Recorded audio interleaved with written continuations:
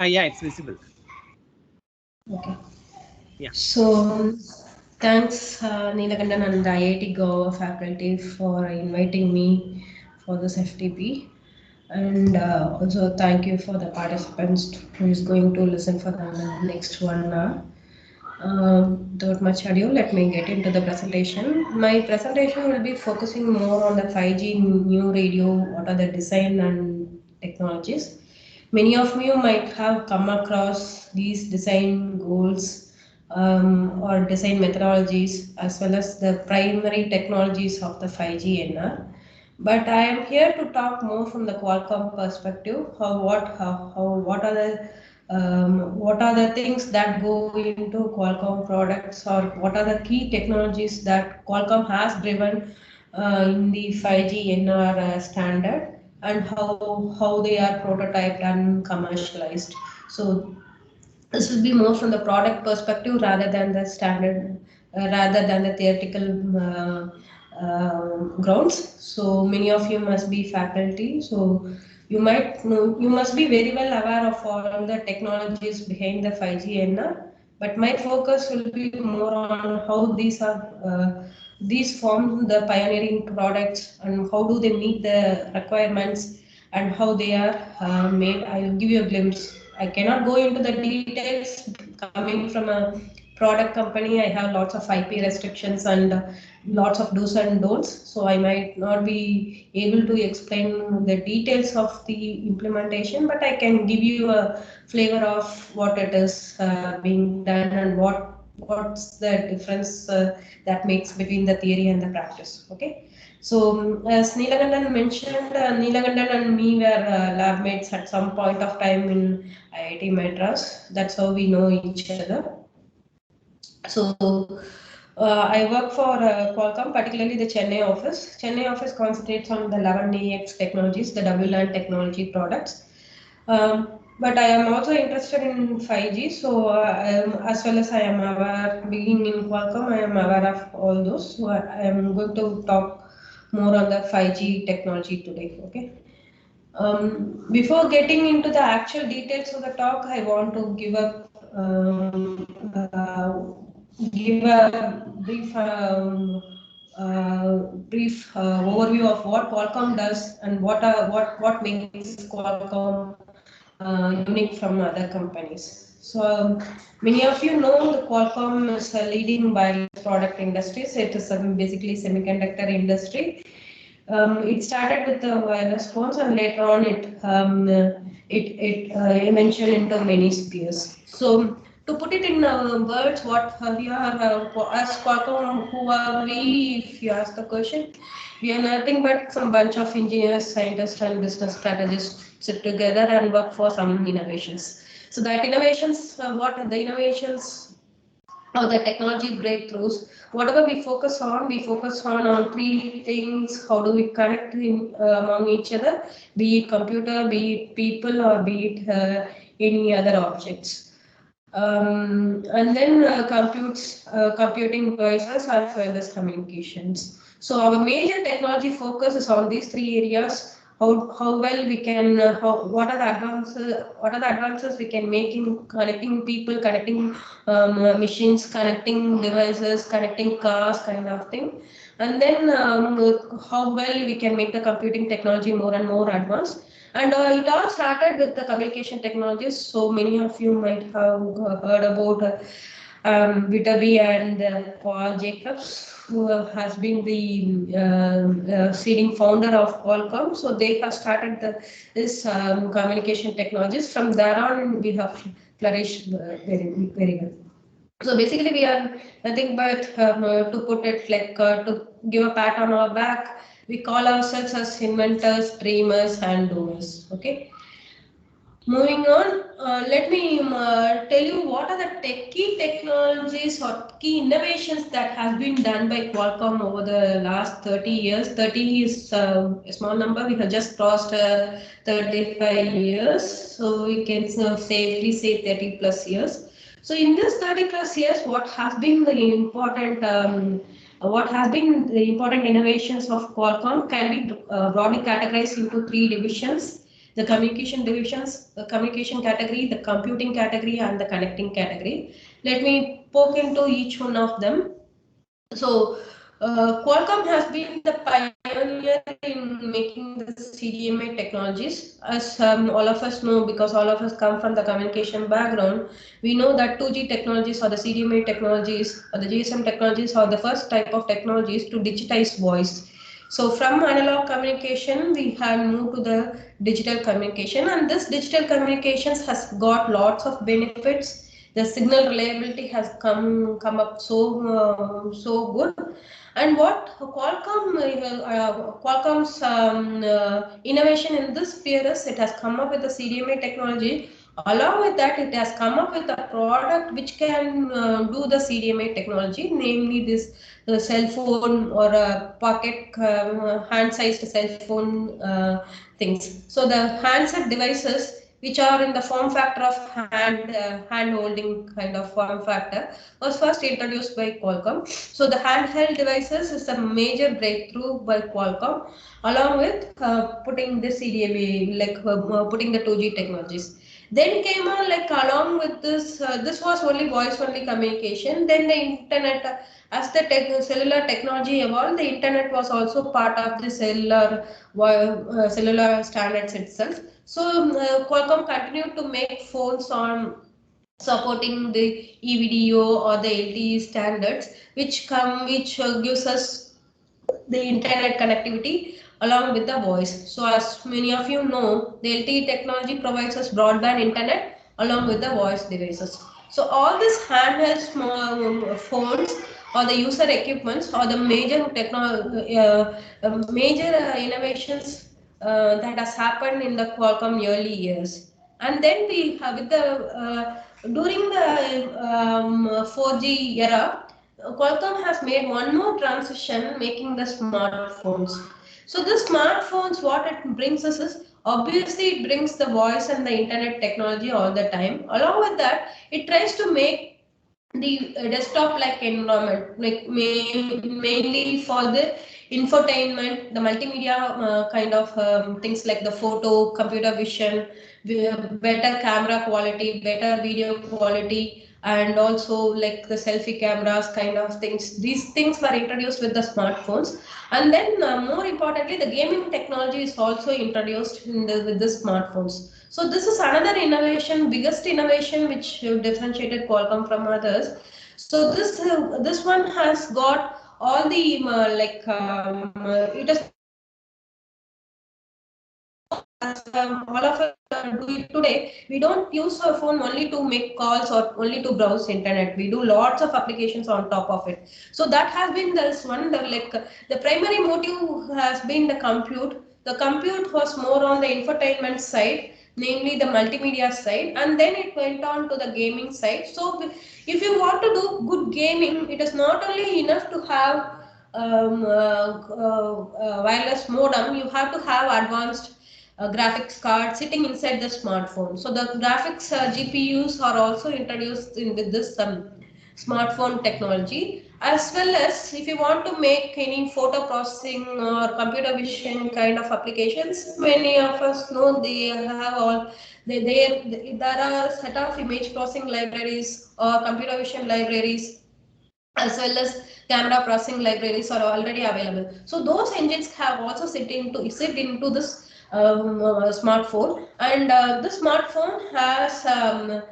smartphone has to be still, the form factor is also important. So the form factor has to be cold, but lots of technological advancements has been pushed into this thing. So it is more the phone, the handheld phone has become more a smartphone, and which means that you can do more of computing. So the next sphere attained by Qualcomm is another computing thing. Along with that, what is right now being focused is the connecting sphere. The connecting sphere is nothing but the connecting sphere comes from more from the 5G technology. So the 4G introduced us mobile broadband, which enabled us to do more of sophistication. But along with 5G, what it introduced is 5G doesn't stop only with cellular communication. 5G expands beyond cellular communication. It tries to automate the factories. It tries to do lots of IoT things, mission critical things, as well as connection between compute machines as well as cars kind of thing. So this connectivity becomes a more thing. It is not only the communication between devices. Communication means transfer of information. So the transfer of information, we are very good at it, and the cellular technologies also provide many advanced AR interfaces to do it. But along with that, we need a mechanism to do the connecting between things. Connecting also involves certain controls. So there should be some artificial intelligence sitting in this environment to do, along with the communication radio. We should also have an artificial intelligent device. So that helps us connect the things in a very smarter way and more controlled way. So now what Qualcomm is focusing is to move to the moving to the 5G technologies, as well as we transform industries by connecting virtually everything at the wireless edge. So these three has been the major innovations of Qualcomm. So kind of communications, compute, and then connect. With this, let's see some of the products that's being made by Qualcomm. So many of you, when you buy Qualcomm, you might have heard, sorry, many of you, when you buy smartphones, you might have come across this terminology Snapdragon. So if you are a technical geek, you would go to GSM Arena or some other platforms where you compare phones capabilities and functionalities. So one of the key distinguishing feature when you buy a mobile phone is what you look for, what is the processor that sits in. So the Qualcomm processor that sits in is called the Snapdragon processor. We have this name as Snapdragon. So almost all the most of the mobile phones where what you buy today will have either the Snapdragon technology by Qualcomm or the MediaTek processor. So you would have seen it. So in the smartphone industry, we have a major establishment. So this is to highlight that. Apart from that, we move on. We also work on other technologies, communication technologies like 5G, Wi-Fi. This Wi-Fi being in the cell phone as well as in the AP products. This is the AP Wi-Fi and Bluetooth, as well as the RF technologies. So these are all in the communication side. And with respect to compute, Snapdragon doesn't stop only with radio communications. It also does the compute, as I mentioned earlier. So we have now we are even venturing into the laptop market. We have Qualcomm-based notebooks coming out. Not really in the market, but very soon in the market we'll be seeing it. And then we have many adjacent markets like the AR, VR headsets, improved voice and music, and then wearables is another big segment. So the wearables are like these are very the wearables what like for most of us might use a smartphone, a smartwatch. So if you understand this smartwatch, it doesn't it contains a Bluetooth processor, but also it has got lots of sensors to measure your heart rate, and also even steps count, things like that. So this kind of sensor technology, Qualcomm has been pioneer in doing those sensor technologies as well, and power management, camera processing, and then lots of allied devices, allied works like this location, and then connected car, connected object kind of things. So there are lots of things. And these things, like as I mentioned earlier, all of this needs an artificial, like well-informed decision. So it has the artificial intelligence processor as well. That I'll explain as I move on. Okay. So what we have seen right now is more about Qualcomm. Let's get into the actual presentation. That is more about the 5G technology. This slide must be very common to many of you, or you might have come across this thing very often. So starting 1980s, every now and then, every decade, we have got advances in the cellular technologies, starting with 1G, 2G, 3G, 4G, and now we have 5G. So now we are in the 5G world. We are making the 5G new radio or the NR radio. So the main ingredients of each of this technology is for 1G concentrates on analog voice, 2G digital voice, 3G wireless internet, 4G mobile broadband, and this 5G is all about this wireless edge. Everything, anywhere, everywhere wireless. So that is the motive of this. So if we want to excuse me. So what we want to have in 5G is so many things we want to have in 5G. Not only in 5G, but every standard, when we move to a new generation of standards, what we have is a diverse set of requirements. And that diverse set of requirements will end up in a diverse technology, like a unified technical solution or the standard, the 3GPP standard. So for 5G also, we like there are diverse requirements, and these diverse requirements have been worked together, and the 5G NR standard, that is the release 15 standard, 3GPP release 15 standard, has been standardized last year. So what goes into this 5G NR?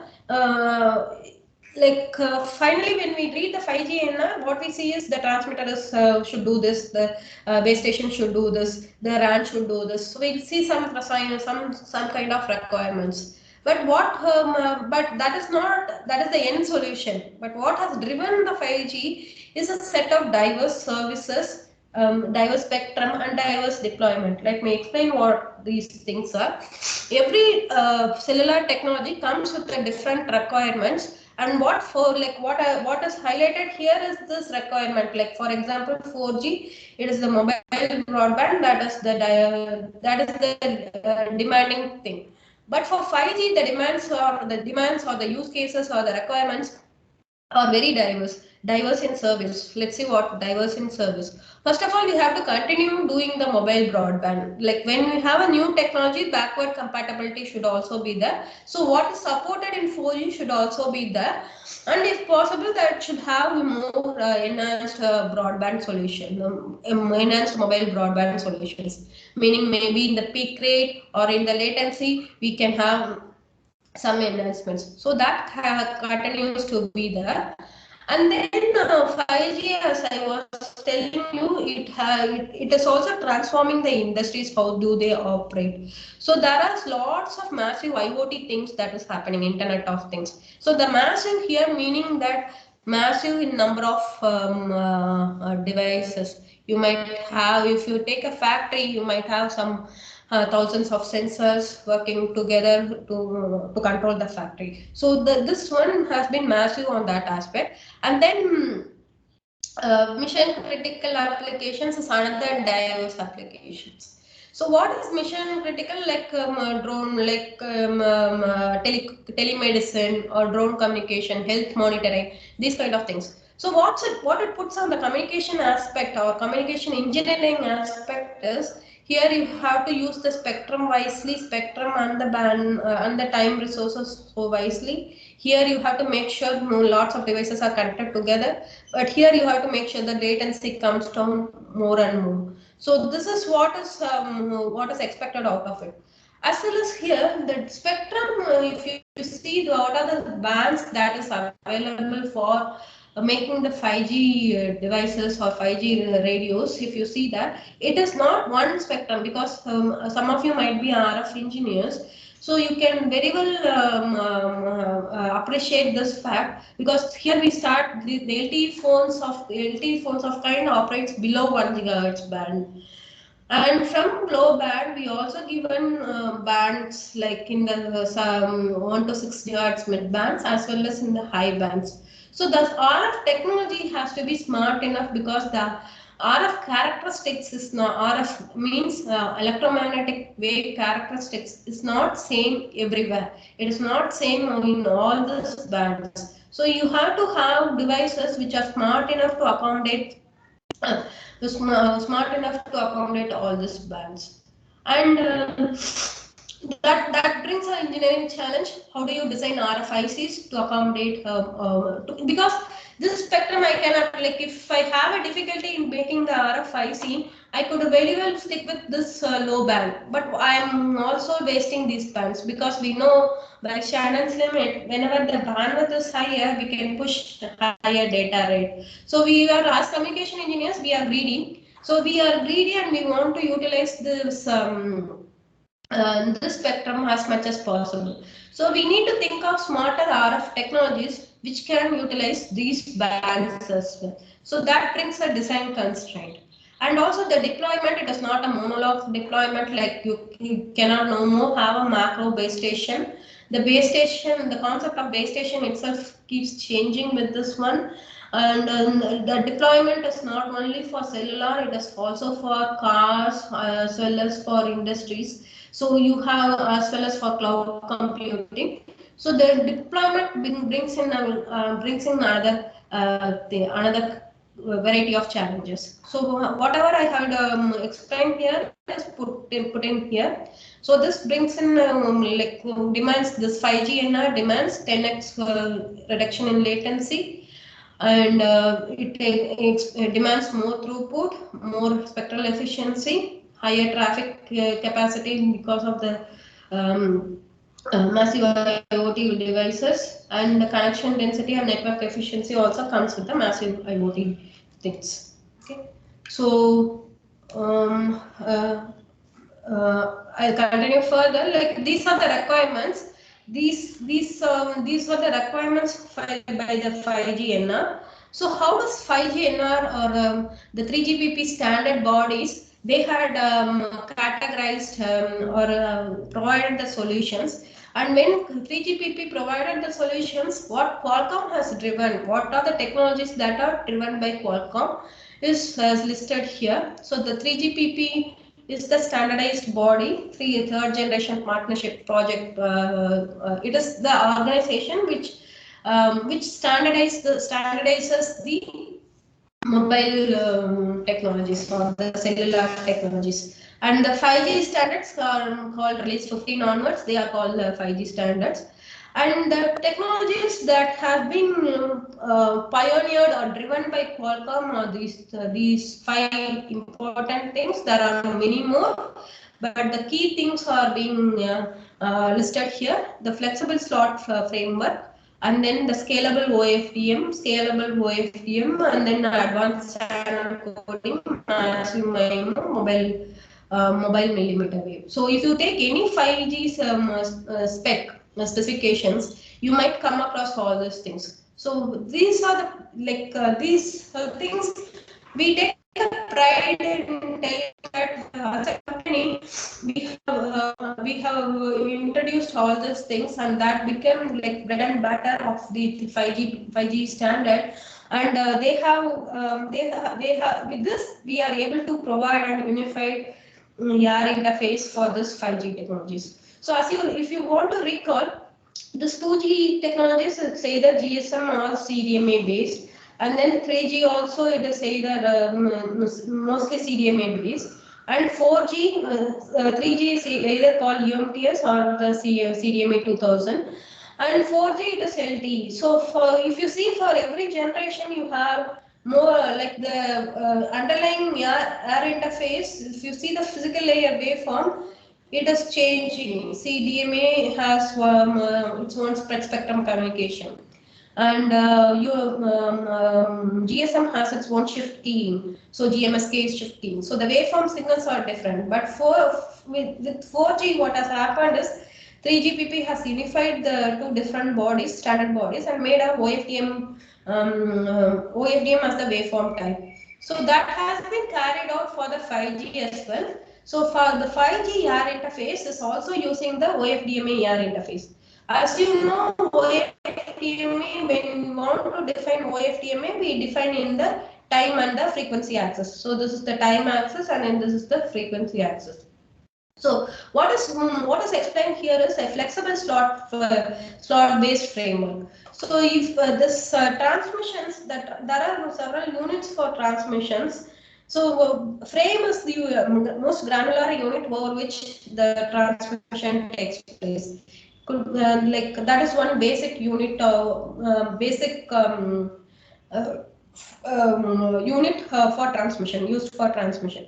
So here what it is saying is this 5G is going to use lots of 5G is going to support lots of services. So that services, every service demand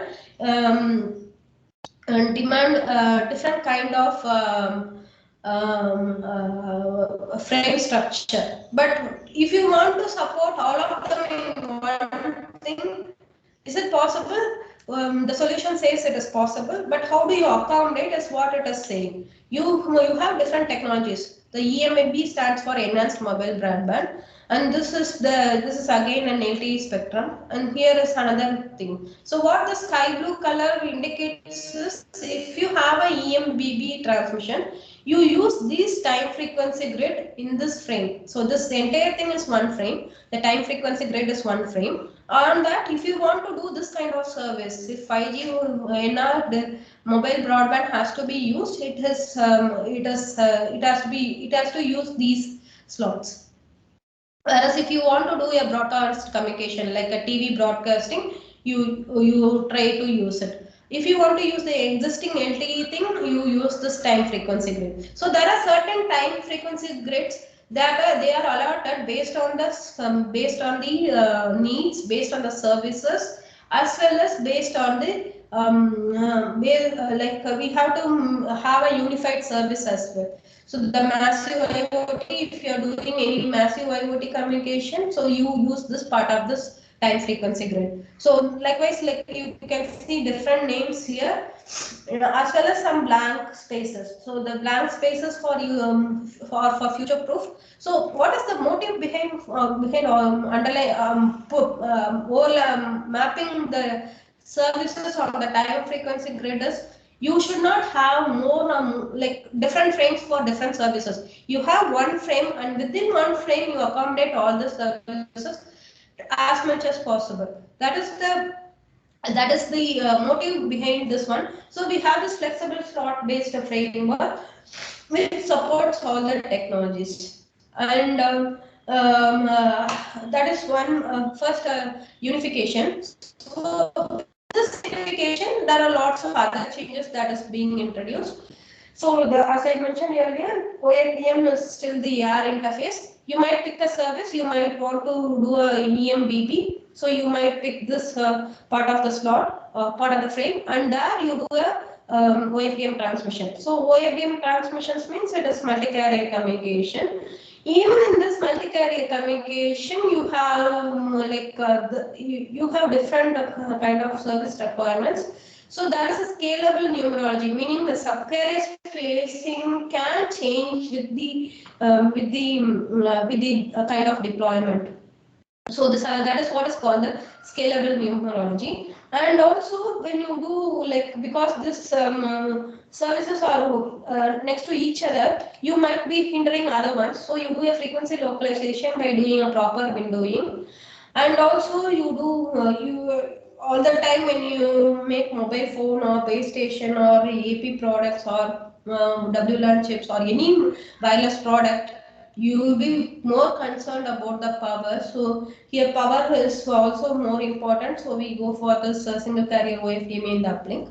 And also these things, this IoT kind of things need not be synchronous communication. When it is a mobile broadband, it is synchronous because the frame base stations are synchronized, and the mobile phones which are attached to the base stations are also synchronized. But massive IoT devices or any IoT device can wake up at any time and want to pass on the information or want to read a value. So in that case, it is asynchronous communication. We have to provide an asynchronous multiple access. The asynchronous multiple access here it is called non-orthogonal resource spread multiple access that is being provided by the 5G NR standard. Okay. As I told earlier, this 5G NR has this numerology term. Numerology meaning the subcarrier spacing can change. So if you're still in the outdoor macro, which is like more like an LTE deployment with like the 700 MHz band, you stick with what LTE is providing, just the 15 kilohertz spacing only. The subcarrier spacing is only 15 kilohertz. But if you move to any urban outdoor macro as well as small cell is within the home you could have it. So if you move to this band 3 to 5, because as you move further in the frequency, that is 3 to 5, your what happens is you have more bandwidth, but the RF waves have a limitation in their energy transmissions. So the energy radiated will be the path loss will be very high. So you have this kind of deployments in the small cell environment. For that, you have higher bandwidth or higher subcarrier spacing, and the bandwidth can go higher, like 100 megahertz. And you can also have unlicensed band, unlicensed 6 GHz, which both the 5G NR as well as the Wi-Fi technology is competing. This is more on the indoor environment, and in this indoor environment, you can have bandwidths going even beyond 160. Like nowadays 320 is also being discussed. So the bandwidths become larger and larger. So when the bandwidth becomes larger and larger, it is very difficult to have smaller. Sorry. What you can also do is you can have larger subcarrier spacing. There are other artifacts like phase noise and other things will come in when you have a smaller subcarrier spacing. That's why we go for this higher subcarrier spacing. And millimeter wave is like the boom for all engineers or common engineers, because you can have bandwidth up to 400 megahertz or even higher. So this is like a boom. Bandwidth is always a boom for any communication engineer or any communication deployment. Bandwidth is a boom because channel capacity directly is linearly proportional to the bandwidth. And this is available in the 28 GHz spectrum, and where you have only millimeter wave transmission. That means the wavelength of those EM signals is in the order of millimeter. And there, based on the class of RF devices we can have, this has some more like the subcarrier spacing that can be achievable with the existing class, first class RF technology. We can go up to 120 kilohertz. So this is more important from a standard perspective, because what you are telling is you use wireframe technology, but change the subcarrier spacing and the bandwidth based on your need and the deployment. So what it brings to the engineer, like the implementation engineer, is like you are still going to do FFT processing only. So finally, this subcarrier modulation or multi-carrier modulation in OFDM is realized using FFT processing. So that FFT processing still remains the same, but you have what you can still reuse the thing, but certain clocking and number of FFT points that needs to be changed. So that is like this is good for an implementation engineer. He need not worry more on having different kinds of FFT parameters or OFDM, different OFDM blocks for different deployments. It is not the case. He can have one FFT engine, but tune it according to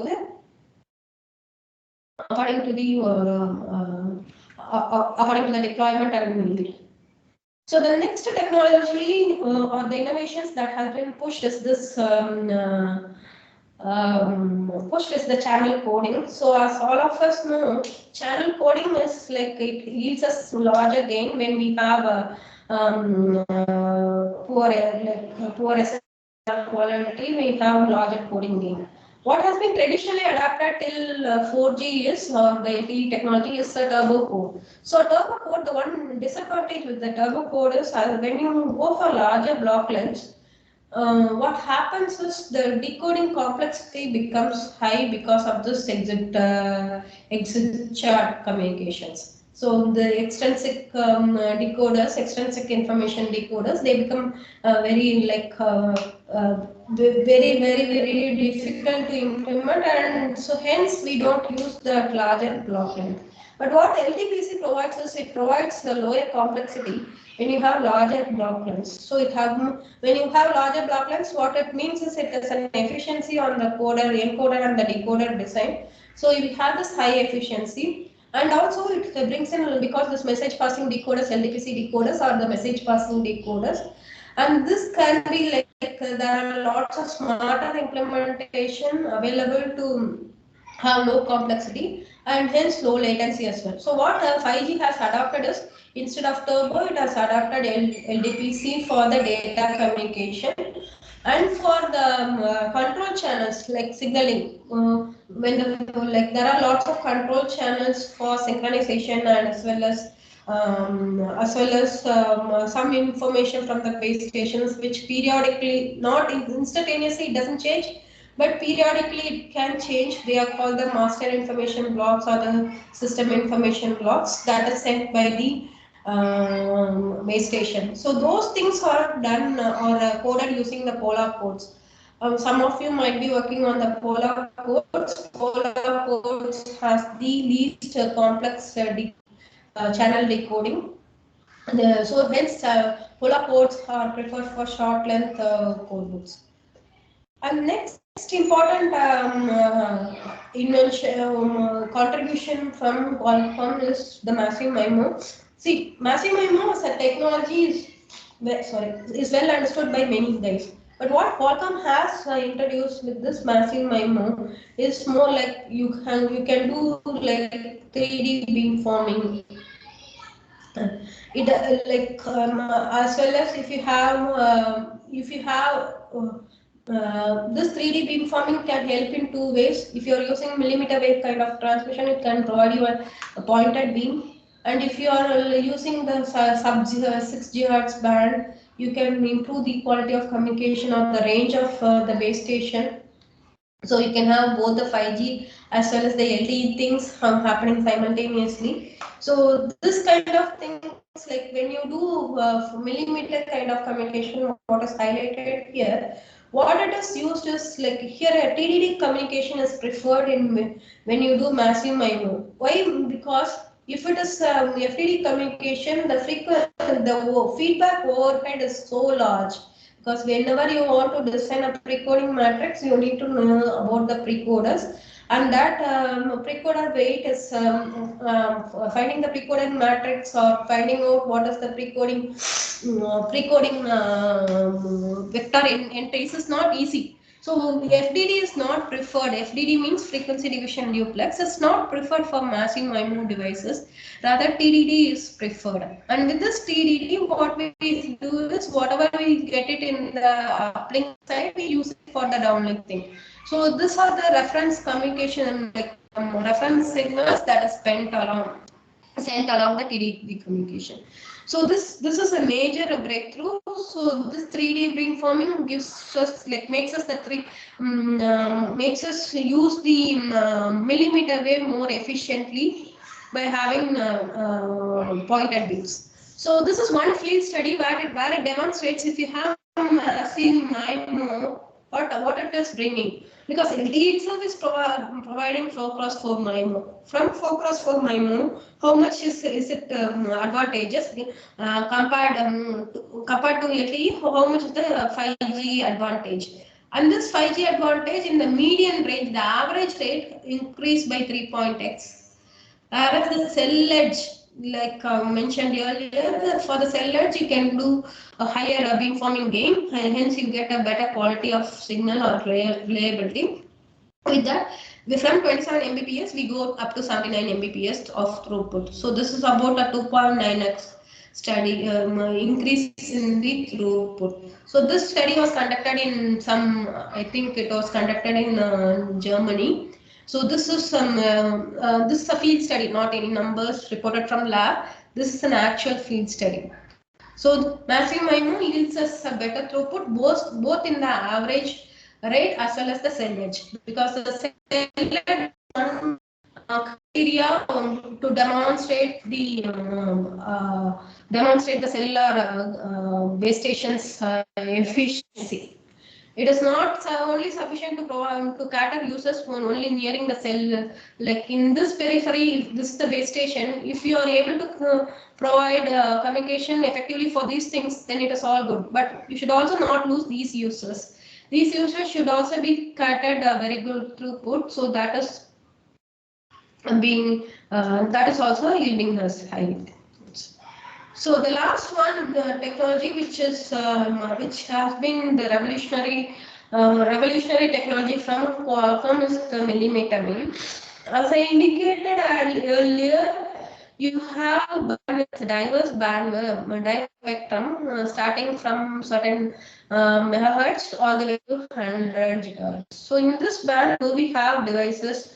If we have devices, how do we, what kind of throughputs we can achieve? We can have multi-gigabits data rate, and that has been demonstrated. So we have made products to utilize this one, and with this one, what could be achieved is you can have fiber-like speeds, low latency, massive capacity, and lower cost. And here, what is highlighted here is more the gaming and like end user applications. So with this 5G NR millimeter wave, we have this one.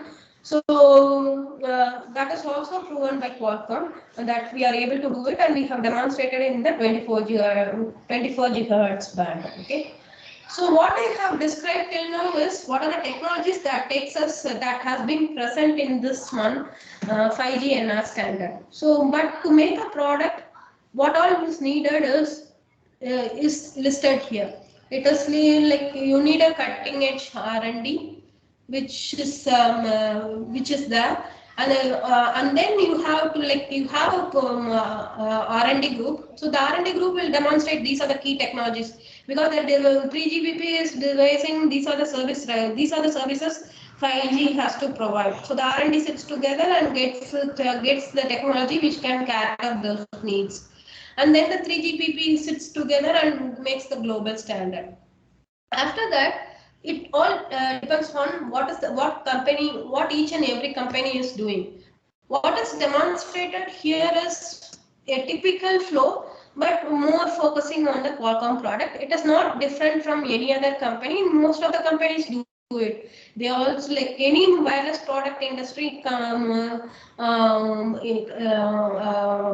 organization will do it, like MediaTek or Samsung or anyone will be following this one. They will be doing a prototype, and after prototype they will partnership with the OEMs or the carriers, and after that there are lots of network simulations and system level simulations will take place. And once like both the guys they OEMs and the wireless product when they handshake, they have this interoperability testing happening across the different geos based on the market demands. This interoperability testing will happen. Interoperability meaning that like Ericsson is one base station provider. Similarly, we have T-Mobile. Similarly, we have Verizon. So these are all like different vendors. So these vendors, how does your mobile phone work with these vendors? They are the interoperability testing and the field trials. How good your phone is performing in the field. With this, all these things takes place. With all those field trials, we have the final product. So this one is nothing but like what is highlighted here is the Snapdragon solution. The Snapdragon solution here two components are shown. One is the 5G modem, which is shown here, and another is the X50 modem. X50 Snapdragon solution. Okay. Excuse me.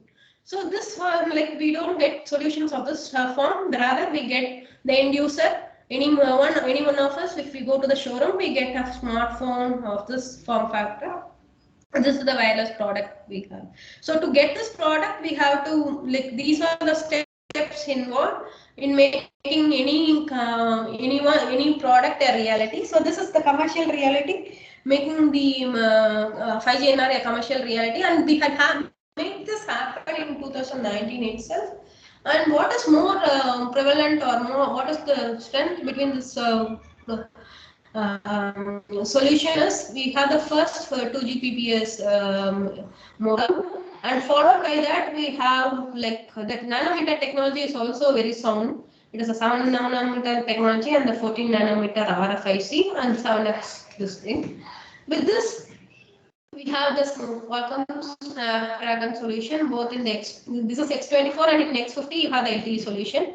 So if you take any Snapdragon modem, what I want to highlight in this one is it is not only the mobile modem sitting here. So in this demonstration we have a LTE modem.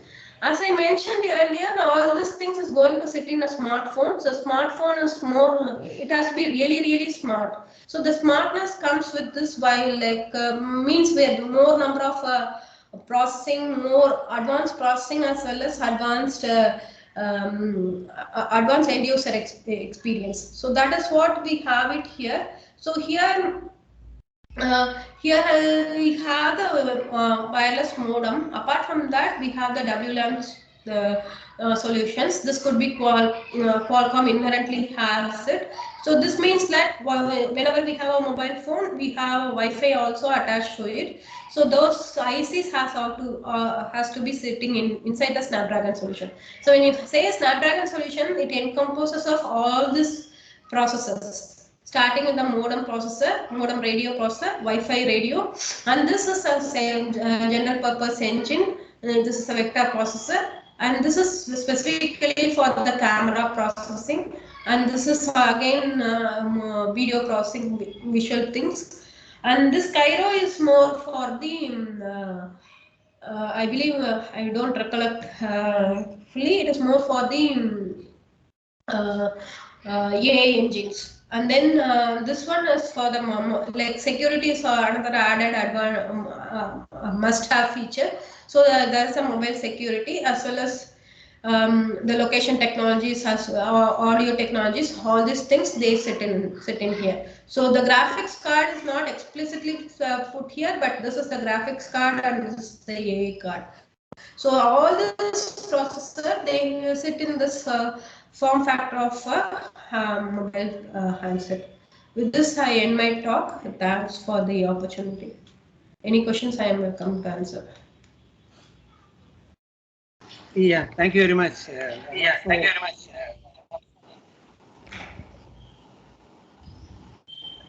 Yeah, please, if you have any questions, let me know.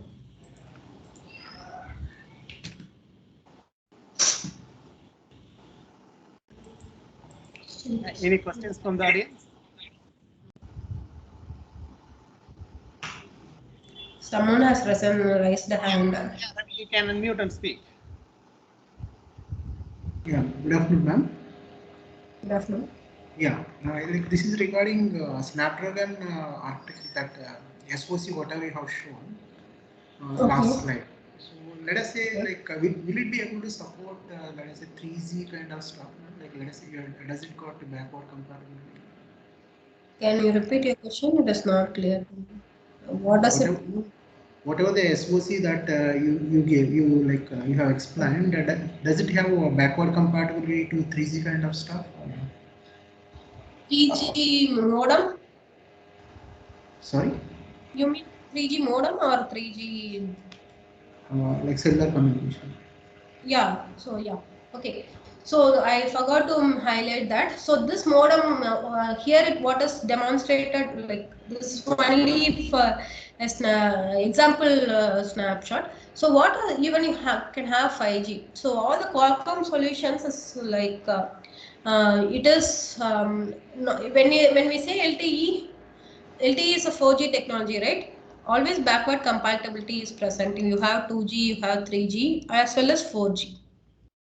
Because 4G is not deployed everywhere, not now, but 1 year before, if you take 4G is not deployed everywhere in India. So you need a RAT change, radio access technology change. So we call it IRAT change. So the IRAT will make sure that the connectivity is whole and you go back to a 3G connection. So that means the 3G radio should also be present here. Yes, the implementation details I cannot highlight, but backward compatibility is certainly present. That's why when you see a mobile product, you will also see what is the band, like your 3G what bands it is supported, 4G what bands it is supported. You get all those details when you buy the mobile phone. And one more thing, among these, any FPGA is there or all are basics? FP? The programmability, any of that kind of thing will be there for different waveforms or? Programmability for How that backward compatibility will be implemented? okay, so yeah, that's what I already mentioned. I can not go into the details. You can think more like a software-defined radio, where you can have software-defined radio. You can rewrite, like there is a general purpose DSP, and you can change it, right? Sorry for that. Like the waveform change definitely takes place. Waveform as well as the band, because the 2G band is not same as 3G band, 3G band is not same as 4G band. There has to be change according to the technology, and that happens. That backward compatibility happens. How it happens, I cannot disclose from a company point of view, but it certainly happens both in the baseband as well as in the RF. It happens. Okay, thank you.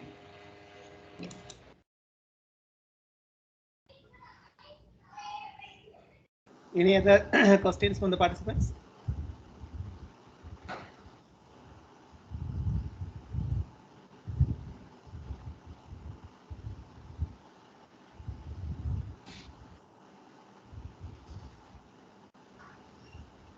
Okay, then thank you, Bama. So I think there are no other questions.